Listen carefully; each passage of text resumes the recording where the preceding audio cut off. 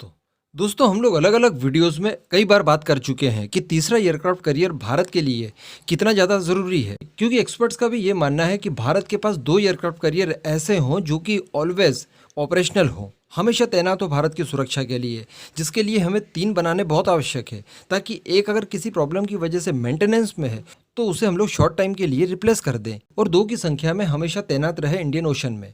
इसकी रिक्वायरमेंट भारत को हमेशा के लिए है, क्योंकि वैसे भी हम लोग जानते हैं कि चाइना का अग्रेशन बहुत बढ़ रहा है। 2050 तक बताया जा रहा है कि चाइना की प्लानिंग है कि 10 एयरक्राफ्ट करियर तैयार कर लिए जाए, और वो कर भी लेगा। उसकी इकॉनमी इस बात के लिए उसे अलाउ करती है। तो यहाँ पर भारत को भी अपनी नेवल पावर बढ़ाने की बहुत ज़रूरत है।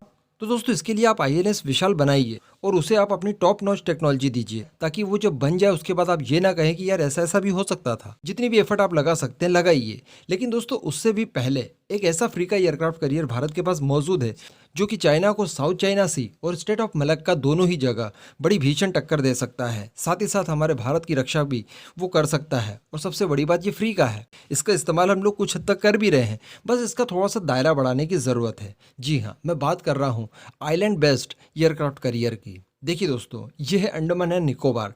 यहाँ पर कई सारे आइलैंड्स हैं जिनका इस्तेमाल हम लोग एयरक्राफ्ट करियर के तौर पर कर सकते हैं। हाँ ठीक है, यहाँ पर कई सारी लिमिटेशंस रहेंगी, ये आगे तो बढ़ ही नहीं पाएगा ऑब्वियसली, सबसे बड़ी लिमिटेशन इसकी यही है। लेकिन दोस्तों, एयरक्राफ्ट करियर की भी अपने आप में बहुत सारी लिमिटेशंस होती है। लेकिन ये जो एयरक्राफ्ट करियर हमारा होगा, यहाँ से आप देखिए स्टेट ऑफ मलक्का की दूरी कितना नज़दीक है। यहाँ से बड़ी आसानी से हम लोग चाइना का व्यापार मार्ग बंद कर सकते हैं। स्टेट ऑफ मलक्का का इंपॉर्टेंस चाइना के लिए क्या है, ये आप कहीं पर सर्च करके देखिएगा यूट्यूब वगैरह पर, आपको पता चल जाएगा। स्टेट ऑफ मलक्का चाइना के लिए एक लाइफ लाइन की तरह है। उसके अलावा आप साउथ चाइना सी देखिए, इसी स्टेट ऑफ मलक्का से होते हुए हम लोग साउथ चाइना सी तक भी पहुंच सकते हैं। यानी ये अंडमान एंड निकोबार के आइलैंड्स हमारे लिए बहुत उपयोगी साबित हो सकते हैं। तो दोस्तों, अब इसके ऊपर बहस थोड़ी सी तेज हो गई है। वैसे यहाँ पर ये भी हमें आइडिया नहीं है, बताया नहीं जा सकता कि अगर हो सकता है भारत इसका इस्तेमाल एज अ एयरक्राफ्ट करियर कर भी रहा हो। वैसे मैं आपको बता दूं कि यहाँ से मैरीटाइम पेट्रोलिंग का काम ज़रूर होता है, लेकिन अभी तक इसकी कोई सूचना नहीं है कि यहाँ से एयर नेवल ऑपरेशंस भी अंजाम दिए जा सकते हैं। अगर ऐसा नहीं है, यानी भारत ने सीक्रेटली इसे डेवलप नहीं किया है,